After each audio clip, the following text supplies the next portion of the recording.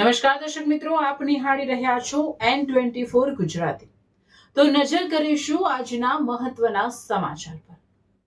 પાદરા તાલુકાના માસા રોડ ગામ પાસે ભૂમાફિયાઓનો આતંક, તલાવડીમાં ગેરકાયદેસર ખનન અને બાળ મજૂરીનો પર્દાફાશ। પાદરા તાલુકામાં માસા રોડ ગામ પાસે આવેલી એક તલાવડીની પાછળ લાંબા સમયથી ચાલી રહેલી માટી ચોરીનો મામલો ગરમાયો છે। રિપોર્ટર દ્વારા કરવામાં આવેલી તપાસમાં ચોંકાવનારી વિગતો સામે આવે છે, જેમાં પરવાનગી વગર ધરતીનું સીનું ચીરીને કુદરતી સંપત્તિની લૂંટ ચલાવવામાં આવી રહી છે।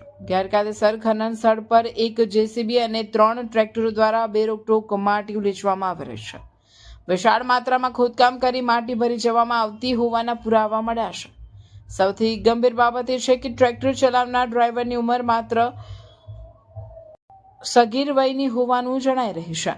યુવકો પાસે ભારે વાહનો ચલાવડાવી માલિકો નિર્દોષોના જીવ જોખમમાં મૂકી રહ્યા છે। જ્યારે સ્થળ પર હાજર શખ્સોને માટી ખોદકામ અંગે પૂછપરછ કરવામાં આવી ત્યારે તેઓએ કોઈ સંતોષકારક જવાબ આપ્યો ન હતો અને જવાબદારી લેવાનું ટાળ્યું હતું। શું ખાણ ખનિજ વિભાગ અને સ્થાનિક પોલીસ આ ગેરકાયદેસર પ્રવૃત્તિથી અજાણ છે? જો સગીર વયના ડ્રાઈવરથી કોઈ અકસ્માત થાય તો તેની જવાબદારી કોની રહેશે?